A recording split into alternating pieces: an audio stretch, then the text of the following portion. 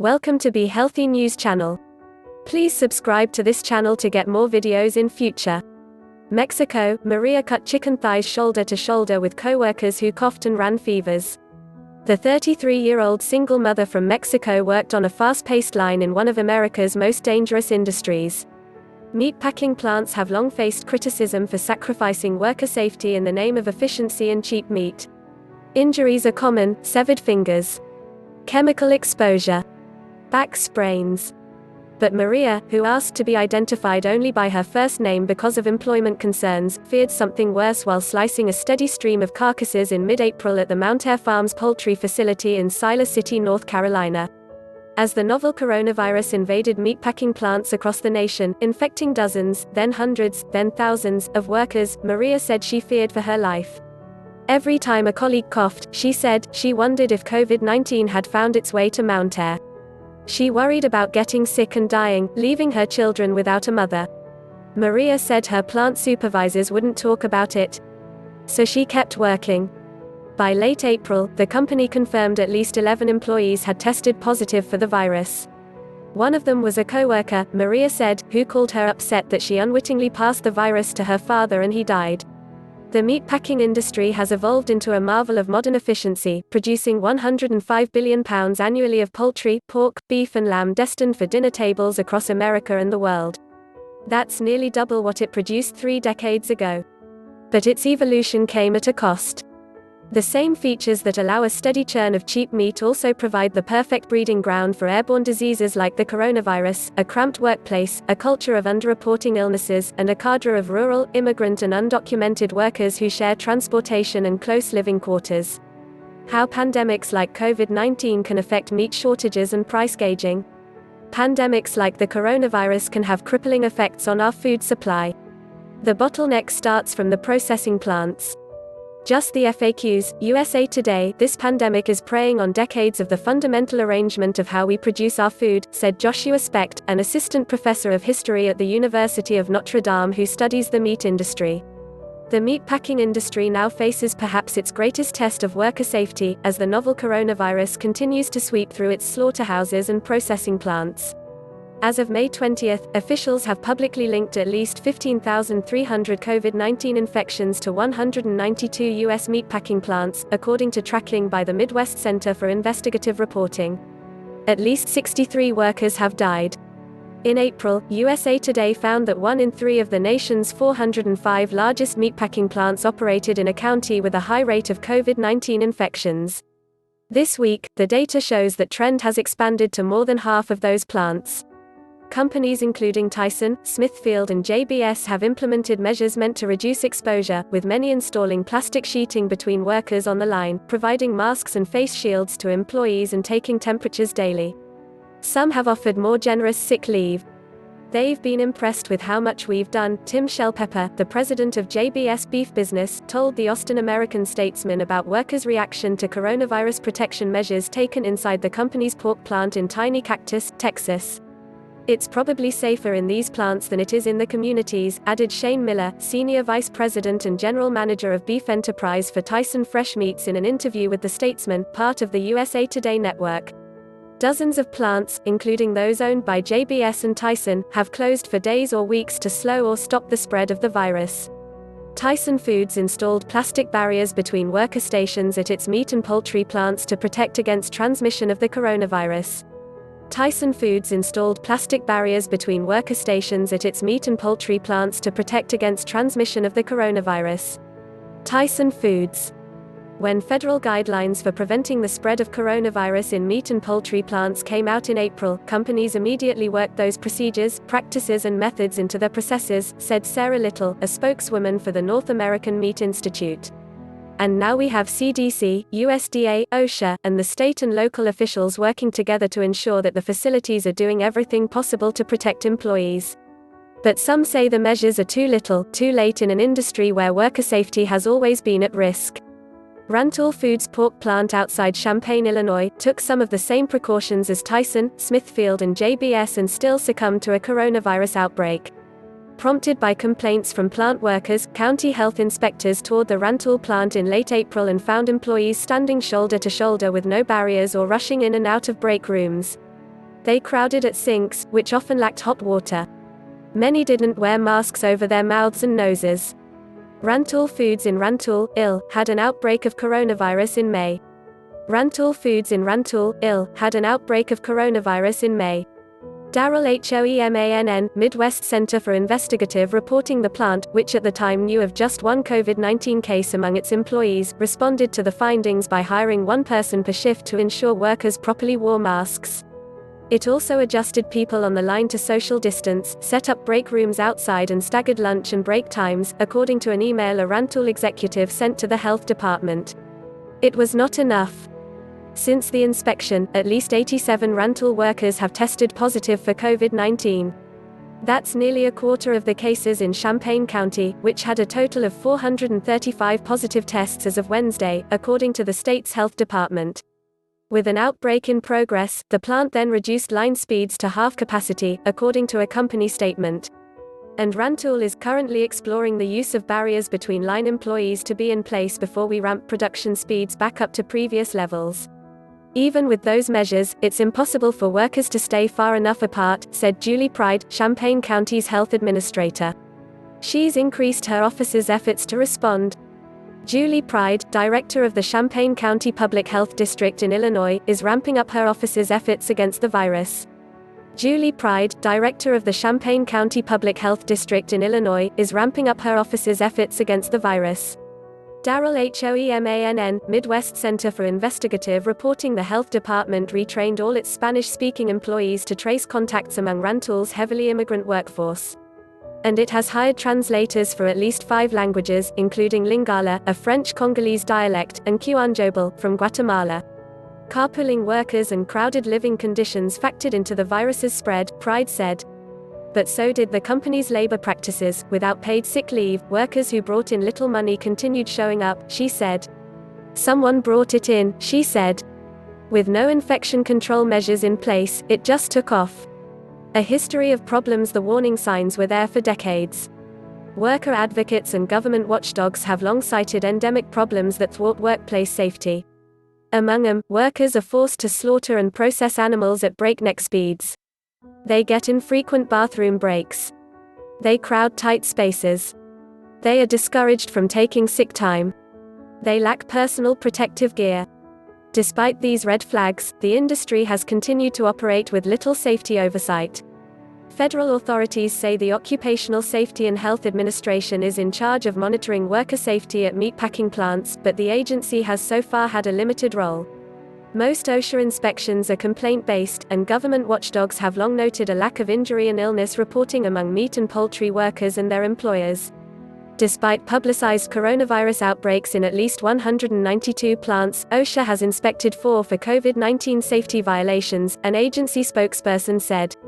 It's received 48 complaints related to the coronavirus in meatpacking plants, the spokesperson said. In the past 3 years, about 40% of meatpacking violations OSHA found resulted in no financial penalties. Among those that did get fines, the average was $3,100, a fraction of some companies' multi-billion-dollar annual revenues. Even now, with the coronavirus raging through its plants, meatpacking companies are working with the federal government to stay open despite a chorus of complaints from critics saying companies value production numbers over worker safety. At least 46 plants have closed since the start of the pandemic, according to the Midwest Center for Investigative Reporting. Some shut their doors for a day of deep cleaning. Others halted operations for weeks. The closures precipitated a drop in production, sparking fears of national meat shortages and prompting the Trump administration to step in. Medical staff prepare to test workers for COVID-19 at Rantoul Foods on May 8 as part of a 2-day mass testing event. About 227 workers were tested.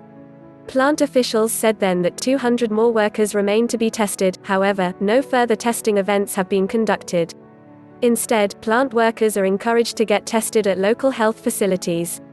Show caption: Medical staff prepare to test workers for COVID-19 at Rantoul Foods on May 8 as part of a 2-day mass testing event. About 227 workers.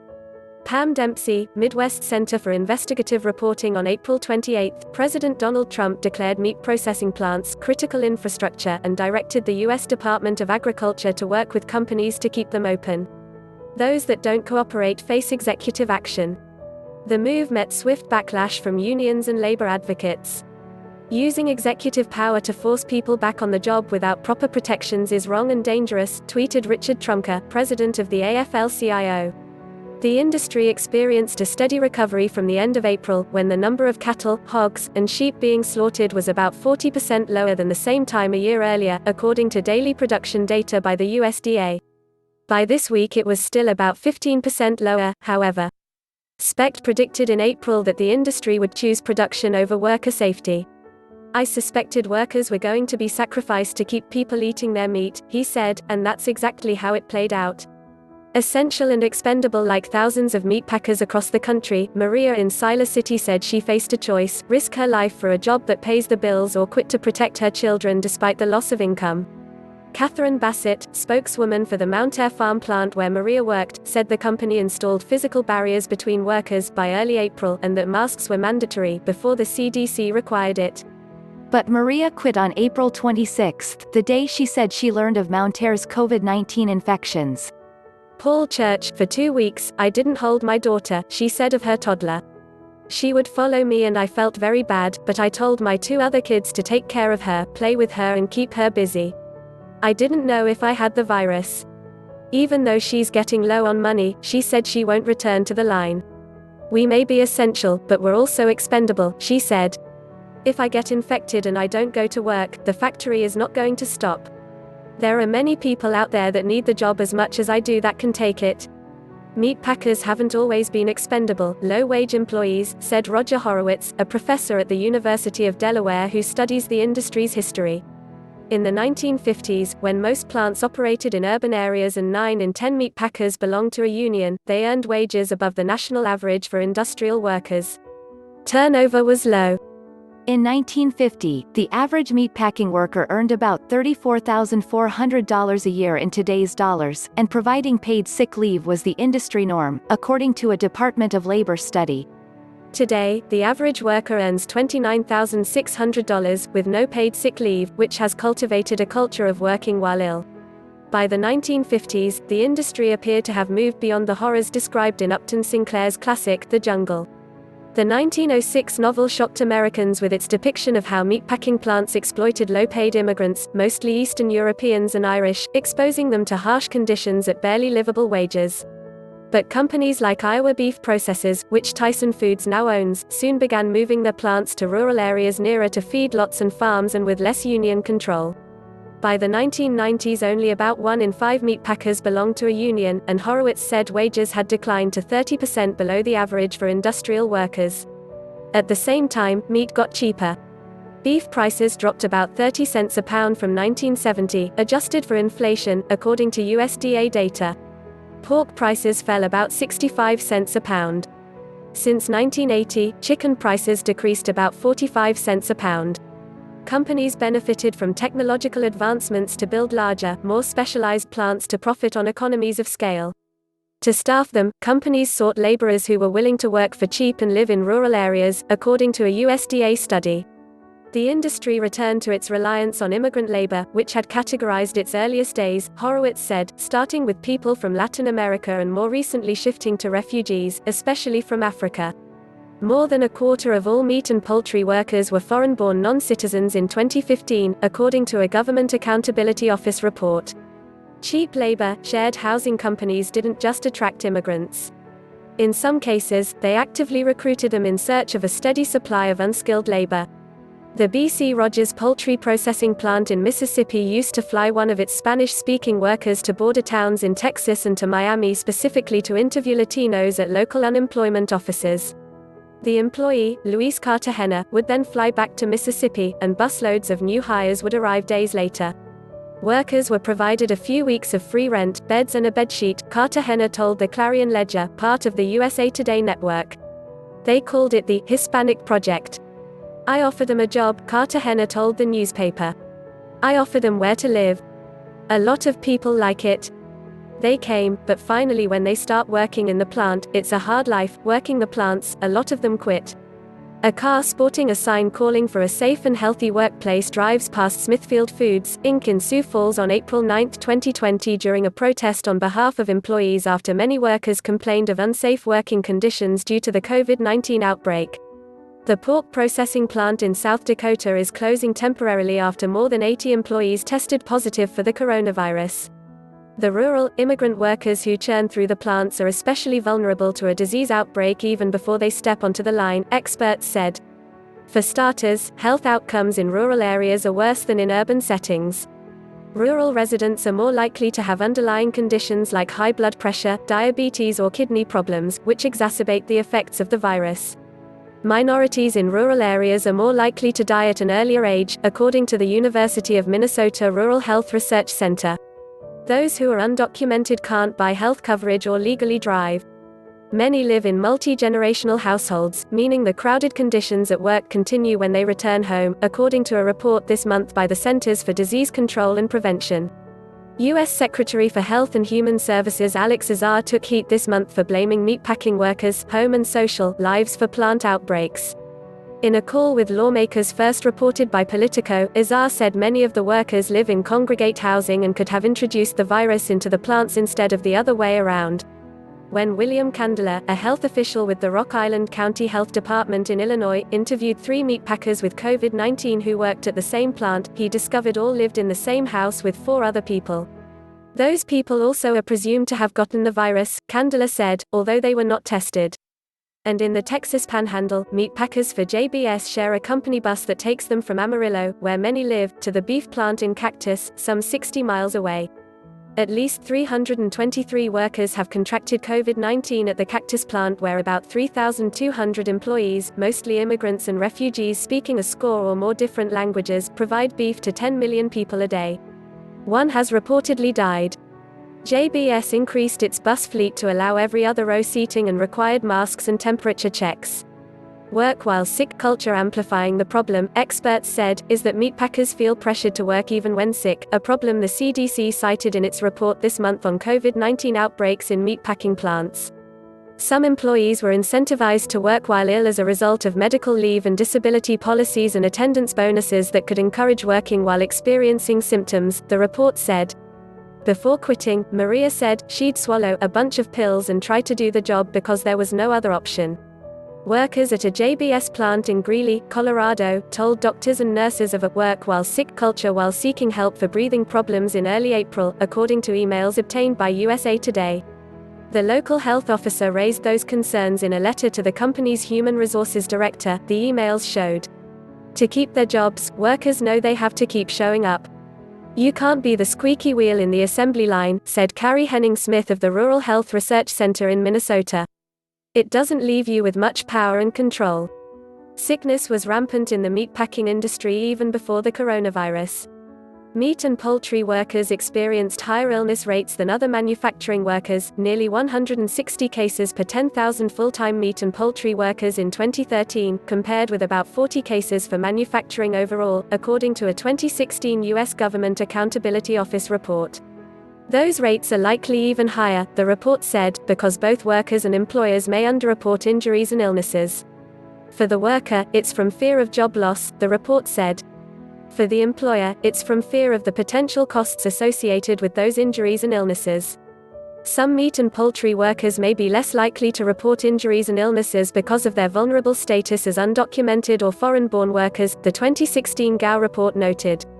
What's more, the health units in these meatpacking plants have numerous problems, including lack of supervision of medical personnel, personnel working outside the scope of practice, out-of-date health unit protocols, inappropriate response to injuries and illness, lack of quality assurance, poor worker access to health units, and inadequate record keeping, a 2017 GAO report found.